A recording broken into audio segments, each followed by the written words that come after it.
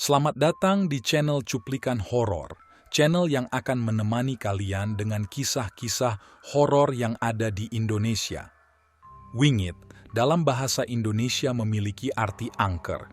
Kali ini aku ingin berbagi kisah dengan kalian tentang pengalaman horor di rumah Wingit. Sebelum lanjut ke ceritanya, jangan lupa untuk menekan tombol like and subscribe. Hidupkan juga lonceng notifikasinya biar tidak ketinggalan cerita-cerita terbaru dari channel Cuplikan Horor.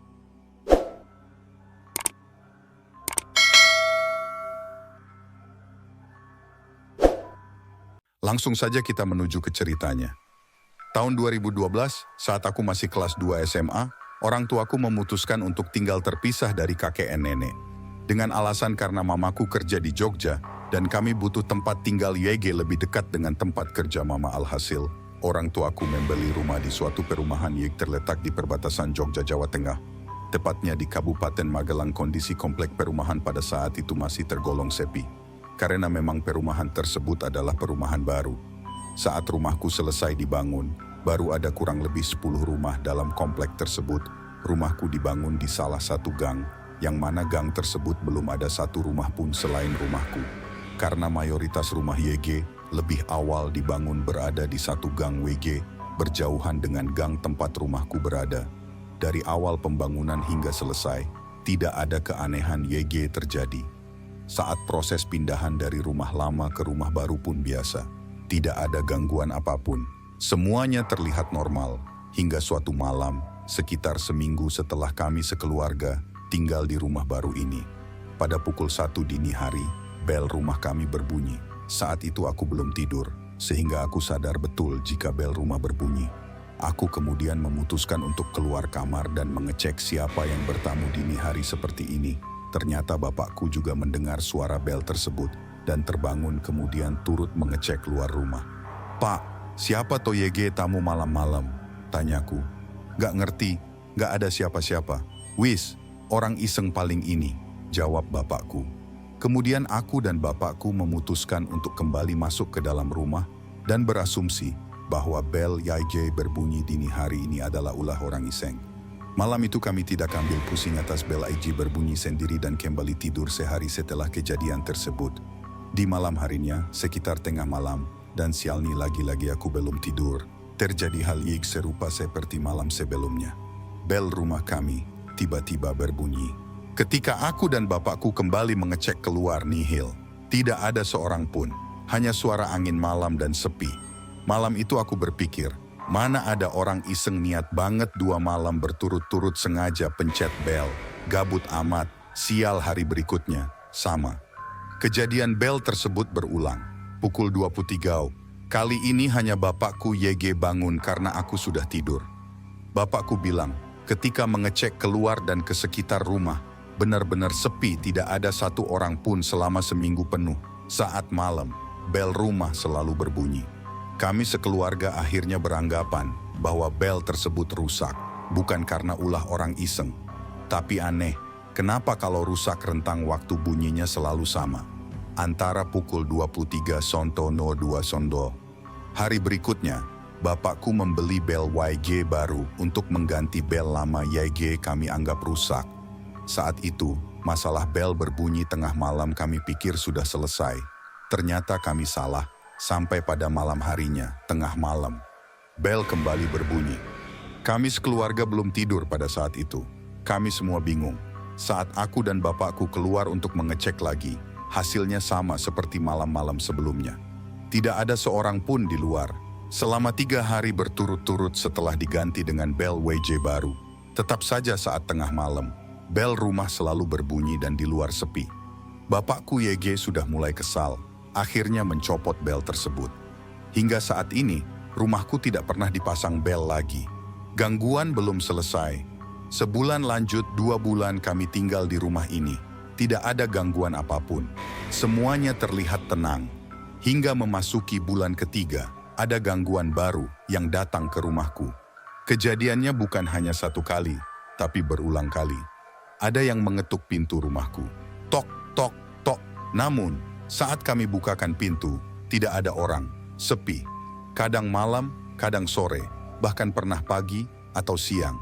Seakan ada YG ingin bertamu, tapi tidak berwujud. Kami sekeluarga tetap betah tinggal di sini. Karena mungkin pengalaman dan suasana di rumah nenek YG dulu kami tinggali jauh lebih mencekam ketimbang di sini. Hahaha, oh iya, ada YG terlewat. Dulu saat awal perumahan ini ditempati, pandangan dari warga luar perumahan jika berpapasan dengan kami warga komplek, seperti ada YG aneh.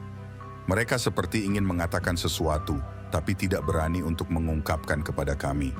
Suatu waktu, aku dan bapakku pernah pergi ke warung luar perumahan untuk beli pulsa token listrik dan galon. Setelah sampai di warung, ya seperti umumnya warga di desa. Pasti ada basa-basi antara pemilik warung dan pembeli. "Bapak tinggal di perumahan ya? Gimana Pak? Betah?" tanya pemilik warung kepada bapakku.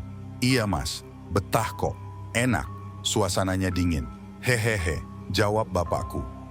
Di situ aku tahu bapakku berbohong, karena faktanya di rumah saat itu banyak gangguan. Hehehe. Wah, alhamdulillah Pak kalau begitu. Soalnya dulu perumahan itu tanahnya bekas kuburan. Kuburan manusia dan kuburan jaran, kuda, keraton. Lanjut Mas pemilik warung. Aku dan bapakku sebenarnya kaget. Tapi kami kompak tidak menunjukkan ekspresi kaget. Lah bapak tinggalnya di gang yang sebelah mana? Si pemilik warung lanjut bertanya ke bapakku. "Oh, saya di gang pojok samping, yang rumah satu sendirian," jawab bapakku. Setelah mendengar hal TSB, aku lihat wajah si pemilik warung sedikit berubah, seperti orang ketakutan dan kaget. "Lah beneran Pak tinggal di situ? Ya Allah, di situ paling wingit Pak. Dulu sebelum ada perumahan, sisi kuburan YG, sekarang jadi rumah Bapak itu YG paling wingit. Demit paling sering muncul di situ. Hati-hati loh Pak, Dek," ucap si pemilik warung dengan ekspresi ketakutan. Pemilik warung itu heran kenapa kami berani tinggal di situ. Ya kenyataannya memang kami sekeluarga berani sih. Toh kalau masalah takut, kami sekeluarga hanya takut kepada Allah. Masalah beginian cuma bikin deg-degan sama kaget doang. Berkat mas-mas pemilik warung tersebut, aku dan keluargaku jadi mengerti tentang asal-usul dan sejarah dari perumahan yang kami tinggali hingga saat ini. Waktu terus berlalu, gang di rumahku sudah tidak sepi lagi. Banyak rumah baru YG dibangun. Samping kiri kanan dan depan rumah juga sudah ada YG menempati. Rumahku tidak sendirian lagi di tanah wingit, hahaha. Namun jika kalian pikir gangguan telah hilang sepenuhnya, kalian salah. Gangguan masih ada. Si tamu YG tidak berwujud, masih suka mengetuk pintu rumahku. Ya walaupun intensitasnya berkurang. Tidak sering seperti dulu. Sebenarnya tidak hanya rumahku YG terjadi gangguan. Tetangga-tetanggaku satu perumahan juga mengalami. Tetapi gangguan YG muncul berbeda-beda antara satu rumah dengan rumah YG lain. Ada YG tiba-tiba lampu rumahnya mati nyala sendiri. Ada YG keran di kamar mandi atau di tempat cuci piring terbuka sendiri.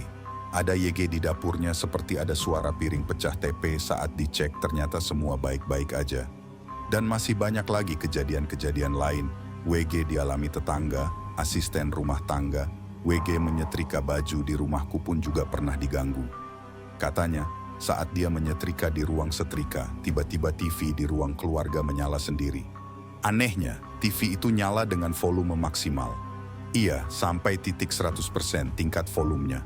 Harusnya tingkat volume TV ketika dinyalakan itu sama dengan volume saat TV dimatikan sebelumnya kan? Mustahil. Gak ada keluargaku YG menyetel TV dengan volume maksimum. Bisa-bisa kami sekeluarga tuli. Jelas aneh. Tahun 2014, aku sendiri harus pindah ke kota Solo untuk lanjut ke jenjang perkuliahan. Jadi, setelah itu aku jarang merasakan gangguan di rumahku sendiri. Orang tuaku berdua yang merasakan. Kasihan, WKWKWK. Aku selalu pulang ke rumah di perumahan saat libur semester. Ya biasalah, kangen mama dan bapak, hehe. Sialnya, setiap pulang, ada aja gangguan YG aku terima. Serasa kayak ada welcome party dari mereka YG nggak terlihat khusus untuk aku. Yang paling sering adalah tamu tak berwujud YG suka mengetuk-ngetuk pintu rumah. Ya mungkin hantu YG sama dengan YG mencet bel waktu awal rumahku dibangun. Gangguan terparah pernah aku alami pada saat libur semester 5. Kenapa aku bisa bilang ini YG terparah? Karena gangguan ini sampai membahayakan diriku, menimbulkan luka fisik. Waktu itu menjelang maghrib, bapakku sedang menjemput mama di kantor. Aku sendirian di ruang keluarga menonton TV. Cuaca sore itu panas. Maklum Desember musim hujan YG. Kalau menjelang hujan pasti gerah, sehingga aku hanya pakai celana pendek tanpa memakai kaos. Di tengah-tengah aku menonton TV, tiba-tiba terdengar suara ketukan dari pintu depan. Aku berpikir ada tamu, kemudian aku langsung ambil kaosku dan berteriak, "Ya tunggu sebentar," sambil berjalan menuju pintu depan. Saat itu juga aku mendengar sayup-sayup suara lelaki dari luar menyahut teriakanku. "Enggih," jelas sekali. Sumpah demi Allah aku mendengar itu. Aku tambah yakin kalau ini adalah orang YJ bertamu. Tidak ada pikiran apa-apa, ya karena orang itu menyahut teriakanku tadi. Tapi setelah aku buka pintu, tidak ada siapa-siapa. Sampai aku cek ke depan rumah. Aku lihat sepanjang jalan, tengok kiri kanan, nggak ada siapapun. Kemudian aku kembali masuk ke rumah dan menonton TV lagi. Masih sabar waktu itu. Sampai selang beberapa menit, tok, tok, tok, pintu kembali diketuk. Aku melakukan hal YG sama seperti di awal aku lakukan. Dan suara laki-laki itu masih menyahut. TP ketika ku buka lagi pintu rumahku, sepi. Tidak ada orang. Di situ rasa kesal sudah mulai muncul. Aku bicara dalam hati, kalau sekali lagi pintu rumah ada YJ ketuk, fix aku dapat piring. Setelah itu aku berpikir, jika ada ketukan lagi, aku tidak akan teriak dan aku akan mengendap-endap ke pintu. Rencanaku untuk gap langsung siapa YG yang ketuk pintu rumahku. Pikirku dia gak akan siap lari atau sembunyi kalau aku buka pintu dan kagetin secara tiba-tiba ternyata benar.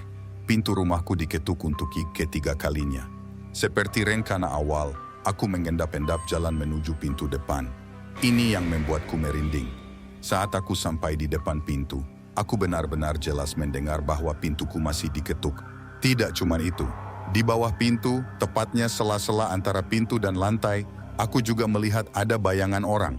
Semakin yakin kalau ini orang iseng dan bakalan ke-gap olehku.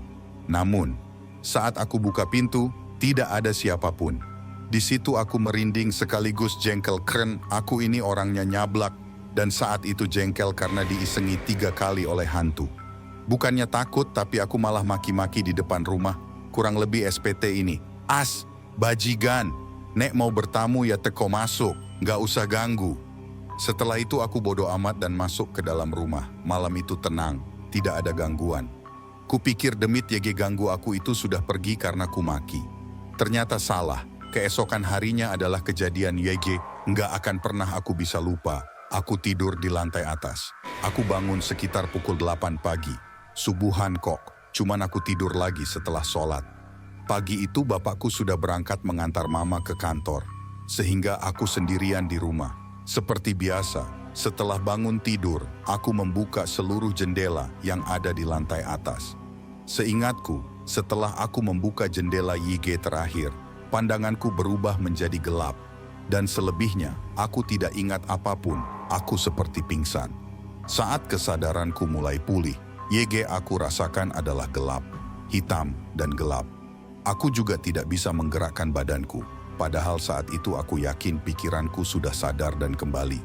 Mataku seakan seperti ada YG sengaja menutupi. Dengan kondisi seperti itu, dan mata YG masih tidak bisa melihat apa-apa. Aku paksa untuk menggerakkan tangan seperti meraba-raba apapun YG ada di sampingku. Setelah berusaha sekuat tenaga, aku bisa meraih sesuatu dengan tanganku. Besi. Ya besi itu aku pegang erat. Sambil aku paksakan mata ini untuk terbuka. Perlahan-lahan aku bisa melihat apa YG ada di depanku, tangga-tangga rumahku. Sedangkan besi YG ku pegang adalah railing tangga. Aku tersungkur di tangga rumahku. Gimana bisa aku tersungkur di tangga? Perasaan aku habis nutup jendela. Jarak jendela dengan tangga itu sekitar 7 meter loh. Posisiku jatuh adalah kepala di bawah dan kaki di atas, dengan badan tertelungkup ke depan. Tapi YG aku rasakan sakit adalah punggung. Aku kemudian turun dan duduk di sofa ruang keluarga. Seperti orang linglung dan tentunya menahan sakit serta panas di punggung. Ya, tubuh bagian depanku baik-baik saja. Secara logika, jika posisi jatuhku seperti itu, harusnya dadaku YG memar atau kepalaku benjol. Tapi ini enggak. Selang beberapa saat kemudian, bapakku tiba di rumah. Beliau menanyakan ada apa denganku. Aku cuma bisa bilang nggak tahu, bingung, sakit. Sampai bapakku memintaku melepas kaos untuk melihat punggungku. Beliau kaget. Di punggungku terdapat luka lebam seperti orang habis dipukuli. Merah kebiru-biruan.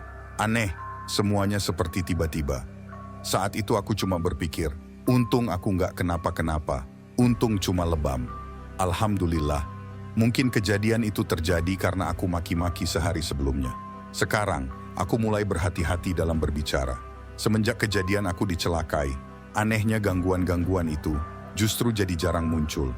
Mungkin mereka puas, atau bahkan bosen ganggu kami di perumahan. Tamat. Terima kasih sudah mendengarkan cerita kami dari awal sampai akhir. Thanks for watching. Jangan lupa untuk tekan tombol like and subscribe. Hidupkan juga lonceng notifikasinya agar kalian tidak ketinggalan cerita-cerita terbaru dari channel Cuplikan Horor.